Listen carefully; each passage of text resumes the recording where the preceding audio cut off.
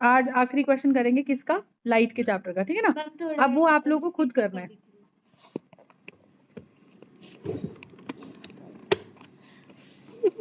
इधर आ तो ठीक है ना, राइट डाउन। देखो क्वेश्चन क्या है, क्वेश्चन क्या है, कैलकुलेट, क्वेश्चन क्या है, calculate the focal length, calculate the object distance and image distance, calculate the image distance and object distance for a lens whose magnification is 3,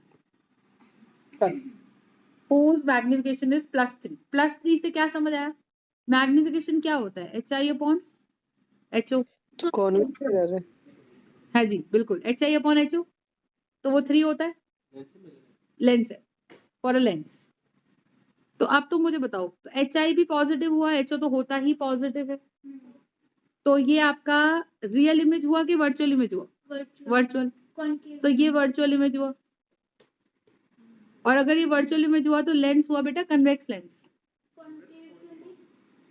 कुछ भी हो सकता है डिपेंडिंग अपॉन द सिचुएशन, क्योंकि कन्वेक्स लेंस भी तो वर्चुअल इमेज बनाता है। एक ही केस होता है। और थोड़ा समझदारी वाली बात करो, कनकेव लेंस अगर होगा और ये ऑब्जेक्ट है ना, तो लाइट सीधी जाएगी, ठीक है, तो लाइट सीधी जाएगी तो ऐसे जाएगी, डाइवर्स करेगी, और लाइट इसकी सीधी ऑप्टिकल सेंटर से पास करेगी, तो इसका मतलब क्या हो जाएगा मुझे बताओ, इसका मतलब कि घड़ घड़ घड़ घड़ घड़ घड़ घड़ घड़ ये इमेज यहाँ बनी, इमेज यहाँ बनने का मतलब क्या है, इमेज छोटी है, वर्चुअल तो है पर छोटी है, तो मैग्निफिकेशन 3 कैसे हो सकती है, HI/HO जो है वो आपका HI छोटा है, HO बड़ा है, अच्छा तो फिर पॉइंट में आएगी, तो पॉइंट में आनी चाहिए 0 पॉइंट समथिंग। भाई अगर आपका ये 3 सेंटीमीटर का, मान लो 4 सेंटीमीटर का ऑब्जेक्ट है और 1 सेंटीमीटर की इमेज है, तो 1/4 तो 0.25 हुआ ना भाई, ये तो छोटा आ गया। बोलो नहीं, ये बात समझ रहे हो मैं क्या बोल रही हूँ। तो माई पॉइंट हियर इज कि अगर ये इस तरह से हो रहा है, बोलो बोलो, तो पॉइंट क्या कि मैम ये 0.25 है, तो ये तो 3 है ना, ये तो 1 से बड़ा है, नहीं ये बात समझ। तो इससे क्या समझ आया कि ये कन्वेक्स लेंस ही है, जिसमें ऑब्जेक्ट ये होता है तो इमेज पीछे बन के बड़ी बनती है, देखा ना वो वाला एग्जाम्पल, फंडा समझ आया, last between O and F, बोलो फंडा समझ आया। तो ये जो हम मैग्निफिकेशन दी हुई है, इससे ध्यान से रखो कि कनकेव लेंस की मैग्निफिकेशन पॉजिटिव तो होती है पर 1 से बड़ी नहीं होती, 1 से छोटी होती है इस प्रकार के लेंस की जो मैग्निफिकेशन होती है। तो अब तुम बताओ, अब तुम्हें समझ आ गया कि मैम कन्वेक्स लेंस ही है। हाँ। अच्छा लेंस की मैग्निफिकेशन बताओ क्या होती है, V/U के -V/U, लेंस की V/U, लेंस की मैग्निफिकेशन होती है V/U, और वो दे रखा है अपने को 3, तो यहाँ से V बराबर 3 हुआ आ गया ना, क्योंकि सवाल कह रहा है कि एक ऐसा ऑब्जेक्ट डिस्टेंस और इमेज डिस्टेंस निकालो एक ऐसे लेंस की जिसकी मैग्निफिकेशन है 3 और जिसकी फोकल लेंथ है 20 सेंटीमीटर। हाँ तो फोकल लेंथ दे रखी है अपने को 20 सेंटीमीटर। अब बताओ, अब दी है ना, तो तुमको 3 से समझ आया कि इमेज कैसी है, वर्चुअल एंड इरेक्ट। मम्मी क्या हुआ, वर्चुअल एंड इरेक्ट दोनों नेगेटिव हो गए, और हाँ तो इसका मतलब V और U दोनों नेगेटिव आएंगे, और F तो पॉजिटिव, और फोकल लेंथ पॉजिटिव होगा, क्योंकि हमें मैग्निफिकेशन से समझ आ गया कि ये कन्वेक्स लेंस ही है, क्योंकि कन्वेक्स लेंस की जो मैग्निफिकेशन होती है वो 1 से बड़ी होती है हमेशा, समझ आई, और नेगेटिव में हो सकती है 1 से छोटी, वो अलग बात है, लेकिन अगर पॉजिटिव मैग्निफिकेशन आ रही है और 1 से बड़ी आ रही है तो वो कन्वेक्स लेंस ही है कंफर्म। तो क्या फॉर्मूला लगाएं, what is the lens formula, 1/V minus 1/U is 1/F, तो 1/F कितना है 20, 1/V कितना है 3U, क्योंकि V की जगह 3U डाल सकती हूँ, माइनस 1/U, ठीक है, इंटू 3, तो 1 - 3/3U बचे इज 1/20, बोलो तो यहाँ से मुझे -2/3u इक्वल्स टू 1/20 सही बात है। तो -40 इक्वल्स टू 3u, तो -40/3 आ गया u। बोलो तो v कितना आ गया? v आ गया 3 टाइम्स u, सो 3 टाइम्स -40/3 से 3 चला गया तो v आ गया -40। सवाल समझ आया? बहुत इंपॉर्टेंट क्वेश्चन है ये, पक्का? Any doubt? वो शीट्स तो जो मैंने तुमको दी थी लाइट वाले चैप्टर की, वो हमारे पास तो है ना, अपने वहीं पे रखवा ली थी। -40/3 -40/3 u है और v 40 -40 v है। समझ आ गई बात में क्या बोल? बोल अब कर पाओगे क्वेश्चन इस टाइप के? है भाई? -10 आ गया। हाँ हाँ -10 था ये। मुझे बताओ, वो बताओ रेक्टेंगुलर ग्लास स्लैब का फॉर्मूला बनाना जरा। रेक्टेंगुलर ग्लास स्लैब का डायग्राम बनाओ चलो।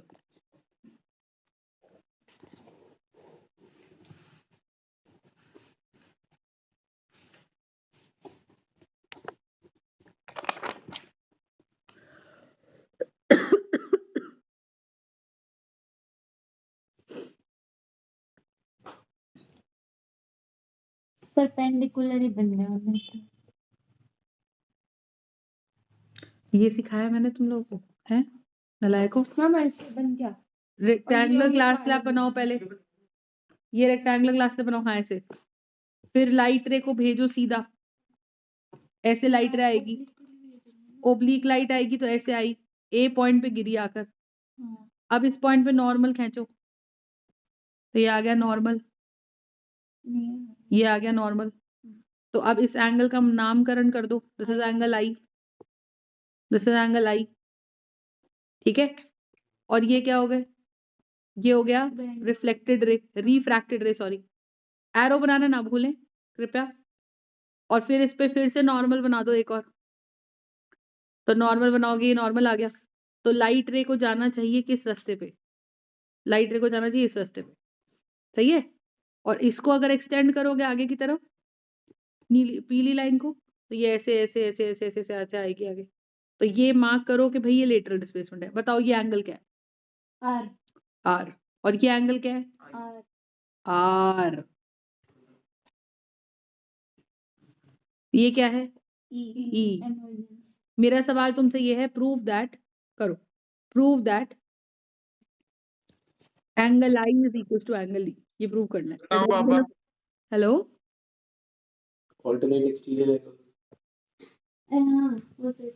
क्या कह रहे हो? क्या कह रहे हो वैभव?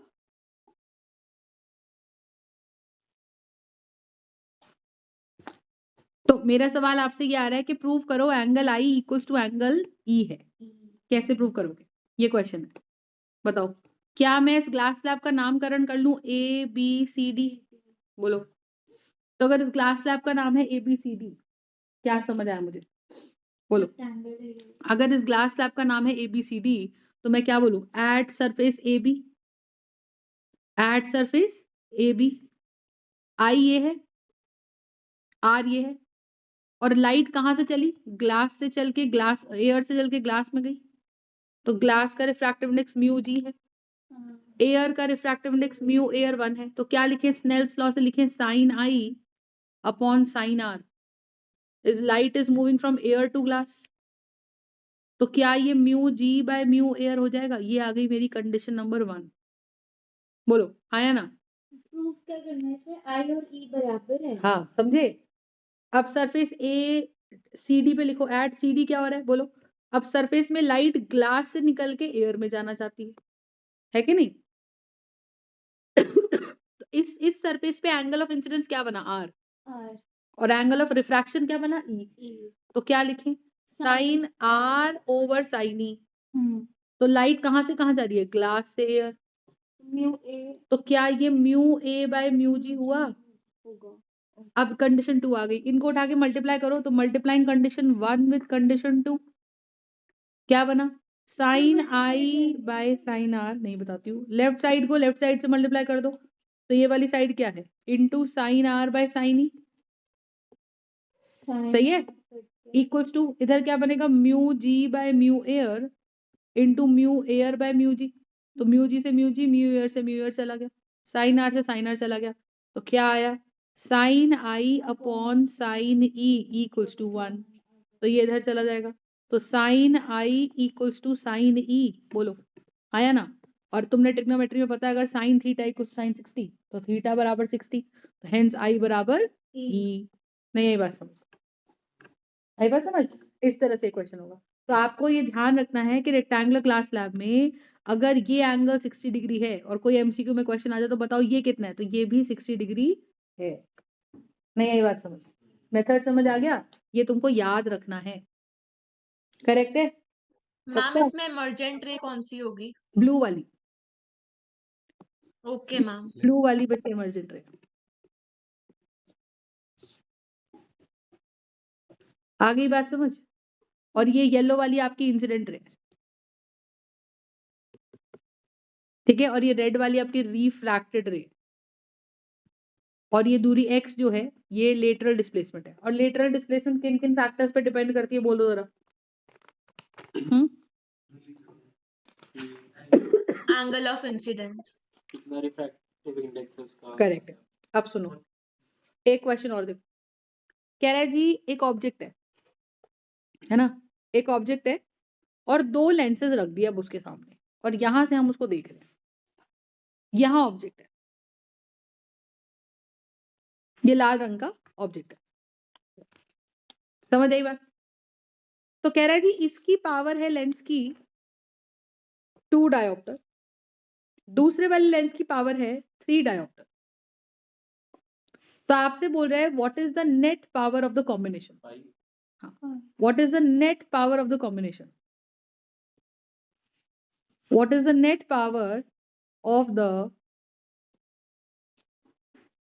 कॉम्बिनेशन, बोलो।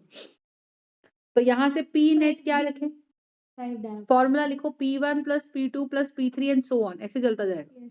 तो अगर तुम इनफाइनाइट लेंसेज के आमने सामने रख दो बच्चे और हर एक की पावर दे दो, समझ आई।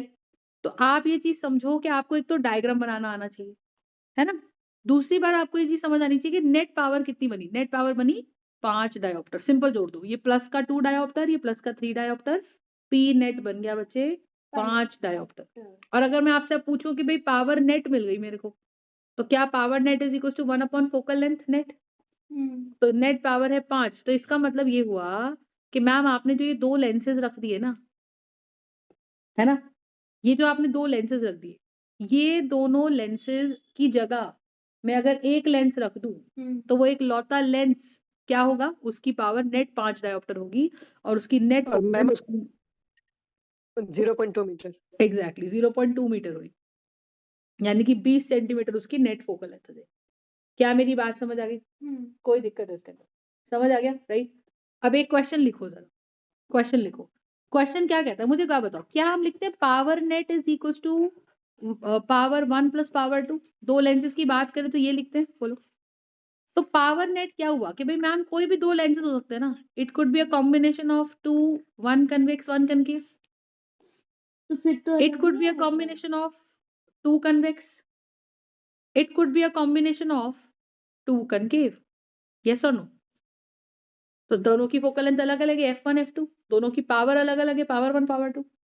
पावर क्या होता है, पावर होता है 1 अपॉन फोकल लेंथ, लेंसेज के केस में पावर ये इलेक्ट्रिसिटी वाला पावर नहीं है, 1 upon net focal length is equal to 1 upon focal length 1 plus 1 upon focal length 2, isn't it. तो अगर दो लेंसेज बिल्कुल चिपका चिपका के पड़ोस पड़ोस में रख दिए, मतलब उनके बीच की दूरी कुछ नहीं है, समझे, उनके बीच की दूरी कुछ नहीं है। तो मैं यहाँ पे क्या बोल रही हूँ कि भाई इन दोनों की जगह जैसे हम इलेक्ट्रिसिटी में करते हैं कि 4 रेजिस्टेंसेस तुम सीधा सीधा लगा रहे हो, इन 4 की जगह हम एक ही लगा लें, isn't it? On the same lines कि अगर हम यहाँ पे बात करें कि दो लेंसेज मेरे पास है, लेंस 1 लेंस 2, तो आप दो लेंस, अब क्या आप क्या कर रहे हो मुझे बताओ, आपका ये चिन्ह सा ऑब्जेक्ट है, आप कह रहे हो जी एक से ना बड़ा नहीं दिख रहा, तो मुझे और बड़ा करके देखना है, तो मैं दो लेंसेज के बाद देखूंगा इसको, तो दोनों लेंसेज और बड़ा करके दिखाएंगे इसको, यही तो करना चाह रहे हैं हम। तो मेरे को सवाल ऐसे आएगा कि भाई अगर दो लेंसेज को जोड़ा such that there net focal length is, question कहता है the to lenses are kept कोएक्सियली का मतलब एक के बाद एक सटा के रखना, ठीक है। The two lenses are kept coaxially, ये वर्स्ट केस सिनेरियो अगर ऐसा आ गया तो, ठीक है ना। The two lenses are kept coaxially such that their net focal length is -20 centimetres. तो मतलब पूरा नेट कॉम्बिनेशन किसकी तरह काम कर रहा है, कनकेव लेंस की तरह, क्योंकि नेट फोकल लेंथ नेगेटिव में आ गई। सही बात है, नेट कॉम्बिनेशन -20 आ गई तो नेगेटिव में फोकल लेंथ आ गई। तो नेगेटिव में फोकल लेंथ का क्या मतलब समझे आप बताओ। नेगेटिव में फोकल लेंथ का मतलब आप समझे कि ma'am net focal length -20 centimetre है। इफ तो मैम ये कनकेव मिरर है फिर तो, हाँ जी, कनकेव मिरर है ना। हाँ लेंस है। इफेक्टिवली Concave काम lens। देखो, जैसे अगर दो लेंसेज हमने लगा दिए, कन्वे की कन्वेक्स सटा के रख दिए, तो इनकी पावर तो इन दोनों का नेट जो असर आ रहा है वो एक कनकेव लेंस का आ रहा है।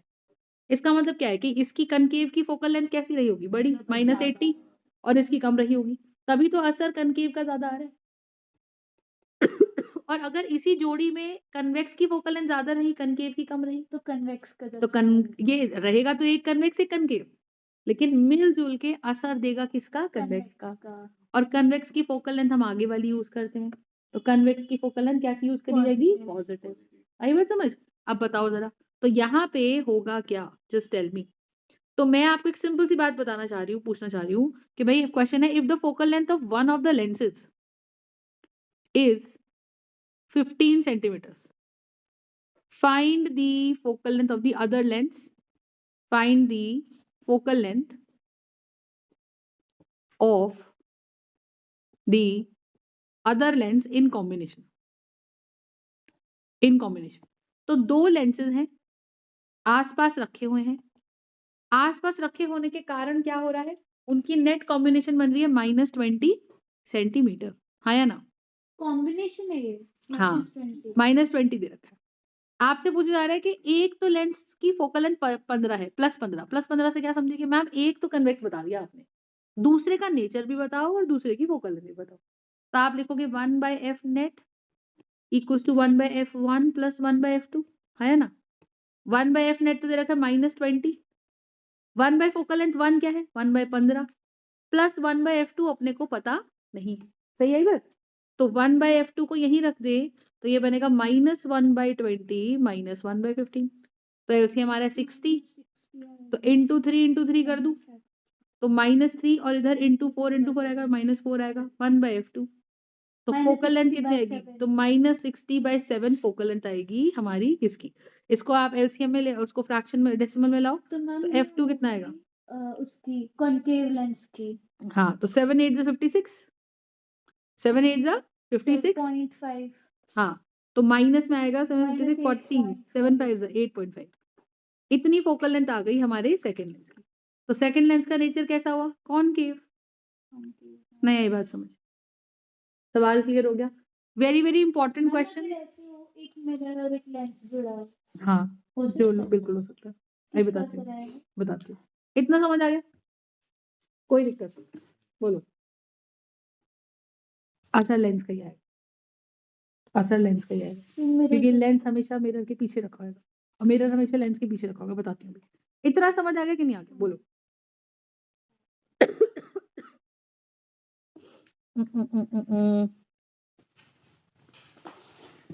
अब ना कुछ क्वेश्चंस ऐसे आते हैं कंप्लीटिंग दी पाथ वाले। देखो जैसे आप मुझे बताओ, अगर मेरे को बोला गया कि भाई ये एक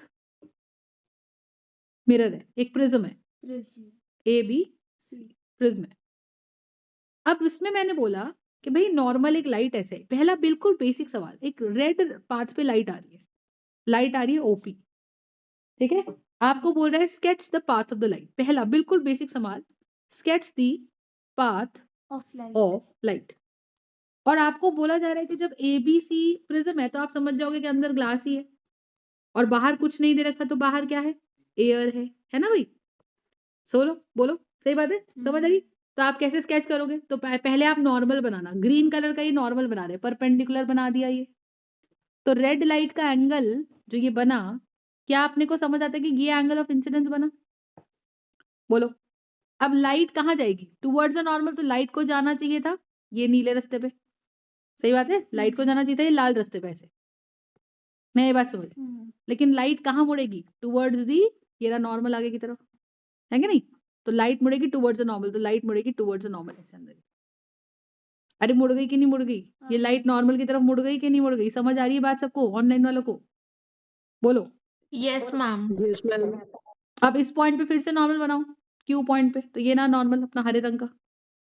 अब लाइट कहाँ से, लाइट को जाना कहाँ था, नीले रास्ते पे जाना था, सीधी निकल जाती अगर मीडियम चेंज ना होता, लेकिन अब ये नॉर्मल है एन एंड डैश, तो वो अवे फ्रॉम द नॉर्मल जाना चाहती है लाइट, तो लाइट कहाँ निकलेगी बताओ, लाइट निकलेगी अवे फ्रॉम द नॉर्मल, तो नॉर्मल से दूर जाएगी इधर, तो इधर जाएगी।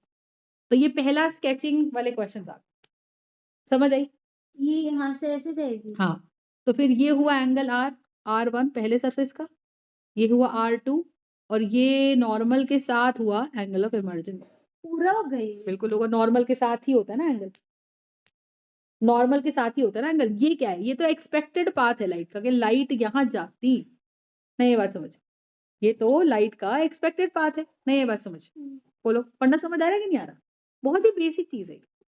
अब ये बताओ, ये जो पीली लाइट है, पीली लाइट असली में गई यहाँ, है ना, गई यहाँ, तो अगर ये देखा जाए कि अगर लाइट सीधी लाल रास्ते पे चली जाती तो इधर जाती, लेकिन फाइनली कहाँ आ गई, नीले रास्ते पे, हरे पीले रास्ते पे, तो अगर मैं इस पीली लाइट को पीछे की तरफ एक्सटेंड करूं तो ये क्या बनेगा, ये बनेगा एंगल ऑफ डिविएशन डेल्टा,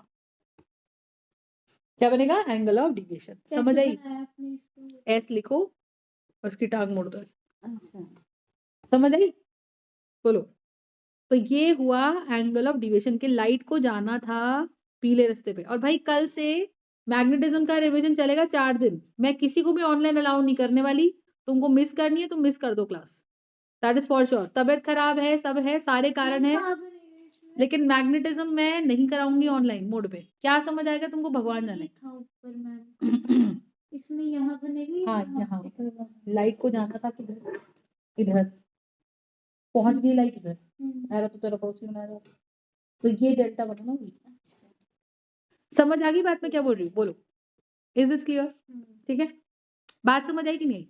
अब दूसरा देखो, अगर इसी में मैं बोल दूं, इसी में मैं बोल देती हूँ, इसमें वो होता है लेटरल इन्वर्स, क्या कुछ लेटरल प्रिज्म में नहीं होता, लेकिन वो प्रिज्म में, वो मिरर में होता होता क्या है वो? है, left appears right, right appears नहीं, अरे ये तो प्लेन में रहा, ये था ना, जैसे ऐसे गई तो इसके लेटरल कुछ डिस्प्लेसमेंट, ये वाला distance। वो प्रिज्म में नहीं होता, वो सिर्फ रेक्टेंगुलर ग्लास तक होता है। अब सुनो, अब मैंने तुमको बोला कि ABC is a prism,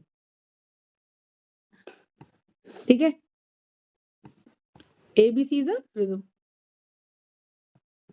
Light OP is incident on the surface AB. ठीक है, the light, हाँ, the light OP after one refraction undergoes TIR, is just about to undergo TIR. Undergoes, हाँ, sketch the path of the light. Sketch the path of the light. तो कैसे light का path sketch करोगे आप? तो light इधर गई नीले रास्ते पे, लाइट गई पीले रास्ते पे ऐसे, तो ये नॉर्मल बना अपना, बोलो हाँ या ना, ये बन गया नॉर्मल हरा, तो लाइट को जाना किधर चाहिए था, सीधा, हमें से जब टोटली इंटरसेक्ट होगी तो एक बार होगी या होती रहेगी? नहीं वो तो होती रहेगी, पर हमको एक बार, तो अब क्या होगा, लाइट टुवर्ड्स द नॉर्मल मुड़ेगा, तो टुवर्ड्स द नॉर्मल मुड़ेगा मतलब इधर आएगा। अब इसके बाद बताओ नॉर्मल फिर से बनाओ, ये रहा नॉर्मल, सही है, ये हरे वाला रहा N2 नॉर्मल, ये पहले वाला रहा N1 नॉर्मल, अरे आ रही है समझ। अब लाइट को क्या करना है, लाइट TIR शो कर रही है, बोलो, तो लाइट किधर जाएगी मुझे बताओ, लाइट जाएगी इस रास्ते पे, ऐसे निकलेगी लाइट, सरफेस के अलॉन्ग ही निकलेगी, तभी तो एंगल ऑफ रिफ्रैक्शन 90 बनेगा एट सरफेस AC।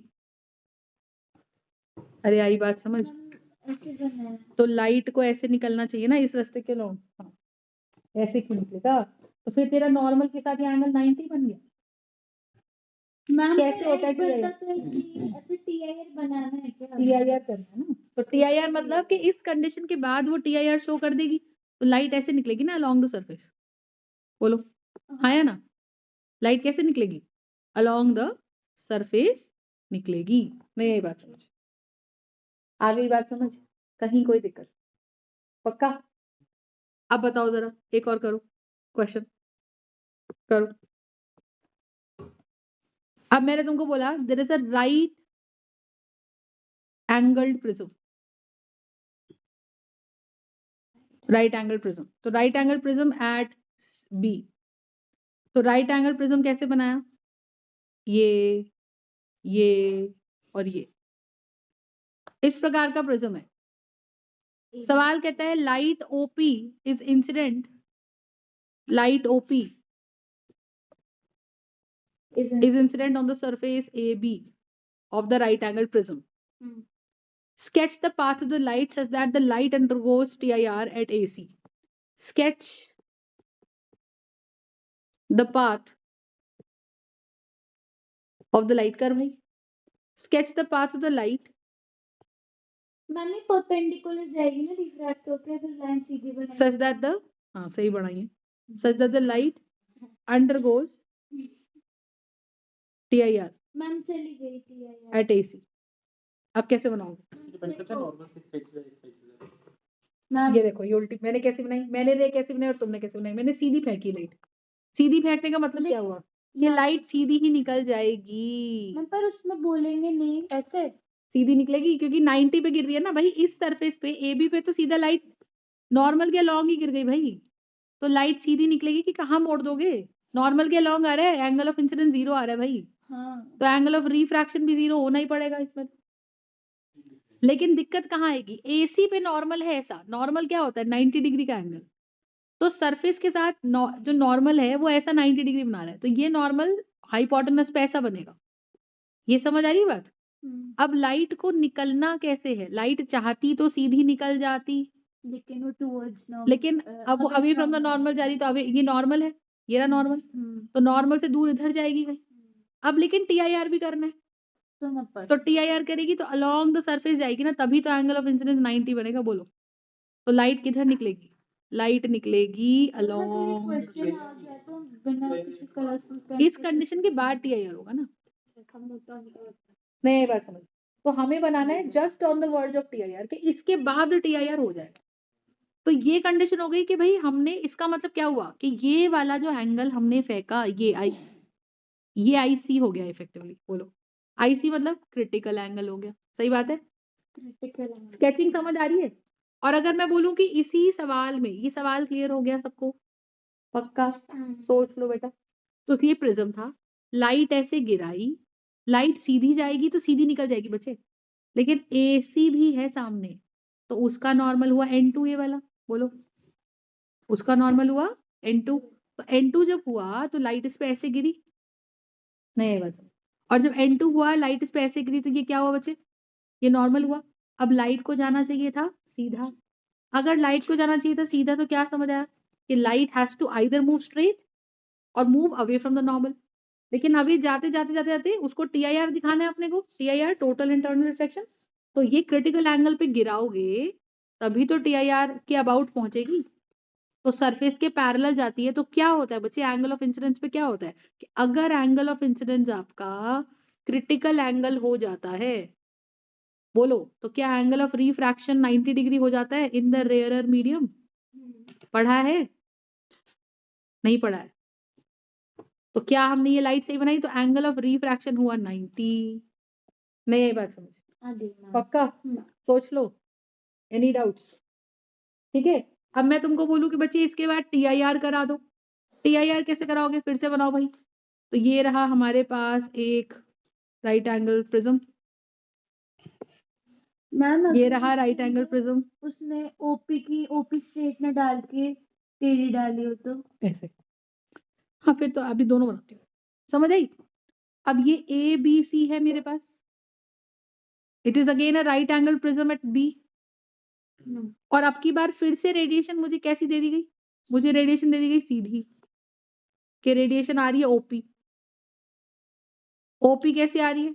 ओपी 90 पे 0 पे गिर रही है, मतलब नॉर्मल के अलॉन्ग ही आ रही है ना भाई, नॉर्मल तो ऐसी है। तो यहाँ पे एंगल ऑफ आई 0 हो गया क्योंकि पैरेलल आ गए ना नॉर्मल और इंसिडेंट रे। रेड वाली लाइन क्या है? रेड वाली लाइन लाइन ऑफ इंसिडेंस है। ये समझते चलना, ये क्वेश्चन रिपीटेड है, मतलब तुमको ऐसा भी हो सकता है कि यही क्वेश्चन मिल जाए एग्जाम में। और ये क्या है? ग्रीन लाइन क्या है? नॉर्मल। तो नॉर्मल का मतलब क्या समझे? एक ऐसी लाइन जो सरफेस के साथ 90 डिग्री का एंगल बनाती है। बना रही है ना हरी लाइट, हरी लाइट बना रही है ना 90। हरी क्या है? नॉर्मल। तो लाइट कहाँ चली जाएगी मुझे बताओ? लाइट सीधी चली जाएगी, अलोंग द नॉर्मल ही निकल जाएगी लाइट। बोलो सही बात है? तो लाइट सीधी पहुंच गई, कहाँ मिली? गिरी जाके एक्स पे गिरी। एक्स पे नॉर्मल बोलो कैसे बनाओ? परपेंडिकुलर। तो परपेंडिकुलर ऐसे बनेगा नॉर्मल। तो ये हरा n2 डैश क्या हो गया? n1 डैश नॉर्मल हो गया। अब मेरे को असली में TIR कराना है, मतलब ये कि मैम ये जो एंगल ऑफ इंसिडेंस है ना, ये ग्रेटर देन क्रिटिकल एंगल गिराया है आपने, तो लाइट अब की बार डेंसर मीडियम में रिफ्रैक्ट कर जाएगी। तो मैं बताओ लाइट किधर जाएगी? लाइट अंदर ही मुड़ जाएगी, तो लाइट जाएगी इस नीले रास्ते पे। यही तो हुआ TIR। और ये एंगल भी कितना हो गया? I, which is I greater than IC। TIR तो 90 की है। TI, अरे दीदी लाइट सुनो, लाइट ऐसे गिरी, अवे फ्रॉम द नॉर्मल गई, फिर और बड़े एंगल पे गिरी तो अलोंग द सरफेस गई। तो ये इसके बाद अगर इससे बड़े एंगल पे गिरोगी तो लाइट अंदर नहीं मुड़ती थी। अच्छा हाँ। तो ये वो वाली ये लाइट कर रही है असली में TIR। समझ आई? Total internal reflection. तो ये बड़ा कौन सा? ये वाली जो कंडीशन है ये क्रिटिकल एंगल है, और ये क्रिटिकल एंगल से भी बड़ा एंगल है। ओके। ये जिस एंगल पे गिरा रही हो, ये वाला एंगल क्रिटिकल एंगल से भी बड़ा है। पर दोनों तो सेम ही जा रहे हैं ना, मतलब हाँ हाँ। कहीं ऐसे जा रहे तो फिर हो रहा है ऐसे। क्योंकि मैंने एंगल्स चेंज कर दिए ना, ये वाला एंगल्स मैंने चेंज कर दिए, तो उसकी वजह से ये क्रिटिकल एंगल चेंज हो गया। अब इसका कट के हिसाब से बात है कि किसी ग्लास को मैंने डेंस बना दिया मान लो, तो डेंस बना दिया तो म्यू बढ़ाऊंगी तो उसका एंगल ऑफ इंसिडेंस घट जाएगा। समझ आई? अगर एंगल क्रिटिकल एंगल घट जाएगा तो मैंने अब की बार मोटा कांच ले लिया, तो मोटा कांच लूंगी तो उसका क्रिटिकल एंगल घट जाएगा। तो गिरा तो मैं अभी भी 45 पे रही हूँ, पर क्योंकि कांच प्रिज्म का जो नेचर है वो बदल दिया, तो अब उसके लिए क्रिटिकल एंगल कम चाहिए। तो 30 डिग्री के क्रिटिकल एंगल पे वो ऐसे चला जाता, और हम तो 45 पे गिरा रहे, तो ये TIR करेगा ना, अंदर की तरफ ही मुड़ जाएगा। वो क्लास के लिए, एक स्पेसिफिक टाइप के क्लास के लिए। समझ आ गई मैं क्या बोल रही हूँ? पढ़ना समझ आया? तो अगर आपको बोले कि TIR करने वाला है तो पीछे वाला बनाओगे, ये वाला कि लाइट ऐसे फेंकी ऐसे निकल गई, और TIR कर रहा है तो ऐसे वाला, ये वाला बनाओगे। कर रहा है। ये TIR कर रहा है, ठीक है? और इसको बोलेंगे just on the verge of TIR। कर दिया। हाँ, just on the verge of TIR। इतनी बात समझ आ गई कि नहीं आ गई? बोलो। ठीक है? और स्केचिंग के क्वेश्चन देख लो, बाकी तो बेसिक बेसिक क्वेश्चन है। अब जैसे मान लो एक स्केचिंग का क्वेश्चन आपको ऐसे दे देगा कि भाई ये लेंस है, कौन सा लेंस है बता दो? कॉनकेव। लाइट कैसे जा रही है? सीधी। ये क्या है? Optical centre. सीधी रे, ये क्या है? बोलो। ये है फोकस, ये है फोकस 1, ये है 2 टाइम्स फोकस 1। सेम दूरी पे ये है फोकस 2, ये है 2 टाइम्स फोकस 2। सही है? और एक लाइट इन्होंने भेज दी कि लाइट जाएगी ऐसे। ऑप्टिकल। स्केच करो, स्केच करो, बताओ कैसे बनेगी? सीधी चली तो लाइट सीधी चली जाएगी, तो रेड लाइट इसका एक्सपेक्टेड ये हो गया, रेड लाइट तुम्हारा आंसर हो गया कि लाइट ऑप्टिकल सेंटर में जा रही है, तो हरे रास्ते पे अगर आएगी और ऑप्टिकल सेंटर से पास करती हुई नजर आएगी तो सीधी चली जाएगी। और बताओ अगर लाइट मैंने पास करा दी ऐसी पैरेलल चली जाएगी। किधर? F2 F इस वाली लाइन के पैरेलल पैरेलल चली जाएगी। आगे वाली। किसके अलावा आगे आगे जाएगी? हाँ मतलब डायवर्स, सेकंड। मतलब ऐसे जाती है और ऐसे। एक सेकंड क्या था? दिमाग चलवाऊंगी, ऐसे थोड़ी हल्के हल्के फोकस से क्वेश्चन। शायद नहीं, फोकस से आ रही है लाइट, पैरेलल ही जाएगी। फोकस से आ रही लाइट। प्रिंसिपल Parallel, एक्सिस के हाँ, अबे प्रिंसिपल एक्सिस के पैरेलल हाँ है ना, लेकिन विल इट, सुनो थोड़ा लेंस बड़ा बनाती हूँ तुम्हारे लिए, तुम्हारे को ना दिक्कत आ रही है। मैम, लेकिन ये तो कॉनकेव लेंस है तो डायवर्स होगा ना। हाँ अब पकड़ी लड़की ने बात, मैं कब से बोल रही हूँ। बोलने दिया करो भाई। सही है, रुक सकती है ये। देखो ये प्रिंसिपल एक्सिस है, हाँ ये ऑप्टिकल सेंटर है, ये फोकस 1 है ना बच्चे? ये 2 टाइम्स फोकस 1 है, ये फोकस 2 है, ये 2 टाइम्स फोकस 2 है। मेरा सवाल है कि लाइट मैंने भेजी ऐसे हरी लाइट एफ से पास करते हुए। अब थोड़ा दिमाग लगाओ, ये लाइट तो ऐसे आ रही है। अच्छा इस पॉइंट पे नॉर्मल डालना जरा, नॉर्मल इस स्ट्रेट लाइन पे नॉर्मल पड़ेगा ऐसे, सही है? तो लाइट को अब देखो अंदर वाली लाइट डेंसर से रेयर जा रही है, तो अवे फ्रॉम तो डेंसर से रेयर जा रही है तो toward away from the normal जाना चाहिए। अवे फ्रॉम द नॉर्मल जाएगी तो किस प्रकार से नॉर्मल जाएगी बताओ? जाना था इसको इधर, उसमें 90 में चली जाएगी ना मैम पर जब भी हम कोई लाइट भेजते हैं तो वो ऑप्टिकल सेंटर की जो वो लाइन होती है उससे रिफ्रैक्ट करती है ना। हाँ पर हाँ वो तो इधर से करती है, पतला लेंस है। अच्छा तू वैसे कह रही है, चल ले तेरे लिए कर, ऐसे होना कोई फर्क नहीं पड़ता इससे। मान लो ऐसे यहाँ से है ना, ये आधी लाइन तो ठीक है, तुम्हारा यही बनाते हो तुम। तो मेरा सवाल ये है कि लाइट कहाँ जाएगी अब ये बताओ। क्यों away from normal ma'am, lens के नीचे, किधर जाएगी? लेंस के नीचे। इधर से तो लाइट निकलेगी नहीं कभी, अच्छा बताओ कभी भी नहीं होगी। अब लाइट किधर जाएगी? लाइट को कोशिश करेगी इधर जाने की, पर वो चली जाएगी पीछे। पीछे हाँ। क्या? ऐसे तो कोई डायग्राम नहीं देखा मैंने। वही तो समझाना चाह रही हूँ, कारण क्या है? लाइट को जाना चाहिए था हरे रास्ते पे, वही तो। अरे रेडू ये बनवाएगा, ये है लाइट को जाना था इस रास्ते पे, अब ये नॉर्मल था, ये लाल रंग का ये नॉर्मल था, तो लाइट निकल जाती ना सीधी। फिर अवे फ्रॉम द नॉर्मल होने के चक्कर में क्या होगी? अवे फ्रॉम द नॉर्मल इधर इधर जाते जाते ये पीछे चली जाएगी, क्योंकि जाना तो पैरेलल ही है। तो इसका डायग्राम बनेगा ये, तो जाती यहाँ, इमेज कहाँ बनी? इमेज पीछे की तरफ बनेगी। अब कोई लाइट रे अगर मान लो इमेज के लिए तो 2 रेज चाहिए ना। तो बना ही नहीं पाएगा ना ये। हाँ, तो अब जैसे सीधी लाइट बनी, बोलो सीधी आई तो जानी थी आगे वाले फोकस पे, पर जा पाती है क्या? नहीं तो ऐसे सॉरी जानी थी पीछे वाले फोकस पे, यस और नो? तो ऐसे जाएगी तो पीछे एक्सटेंड करोगे तो इमेज बनेगी यहाँ। हाँ और एक्चुअली रेज कहाँ मीट कर गई? यहाँ, तो यहाँ बनी छोटी सी image A dash B dash, जो भी तुम्हारा ऑब्जेक्ट था। समझ आई? नहीं आई बात समझ? वैसे रिफ्लेक्टेड रे मीट करके तब बनती है, वहां नीचे बनेगी ना, वहां नहीं बनेगी। क्यों?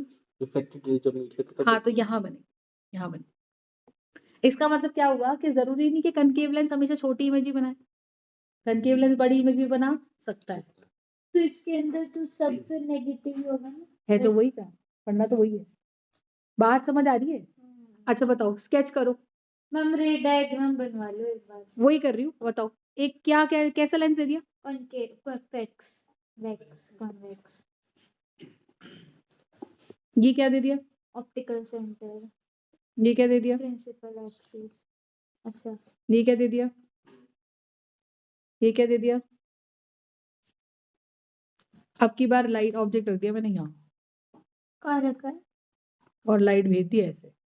अब तुम स्केच करो लाइट का। मैम यहाँ कभी ऑब्जेक्ट रखी नहीं। वो तो यही तो दिक्कत है, क्यों नहीं रख सकती? मेरा मन कर रहा है, बात तो सेम है। अब तुम बताओ लाइट कहाँ जा रही है? अब रट्टू तो पीछे बनेगी, रट्टू तो क्या होगा? कस से पास करेगी। पीछे बनेगी वहां पे focus हाँ अब की बार फोकस से पास करेगी तो फोकस से आगे से पास करेगी, रट लो तुम बस, जरा सा क्वेश्चन बदलाने के घूम गए, समझे? अब ये लाइट ऑब्जेक्ट ये है तुम्हारा ए बी, तो लाइट ऑब्जेक्ट से निकलेगी तो सीधी चलेगी, सही है? तो आप मुझे बताना जरा ऑब्जेक्ट डिस्टेंस को क्या लोगे तुम बताओ। चश्मे में इसलिए आंखें बड़ी दिखती हैं प्लस। हाँ ऑब्जेक्ट डिस्टेंस को क्या प्लस कर रहे लेंगे। समझ आई? इमेज किधर बनी? यहाँ से निकालो, ये देखो या बियॉन्ड 2f2 या ये बनी, इंफिनिटी नहीं। आ गई बात समझ? A dash B dash. Infinity and हाँ मैम यू प्लस लेंगे अब की बार, और और अब की बार भी प्लस नहीं लेंगे, बोलो छुट्टी नहीं करूंगी, ही बार के सवाल सॉल्व करेगा, ठीक है?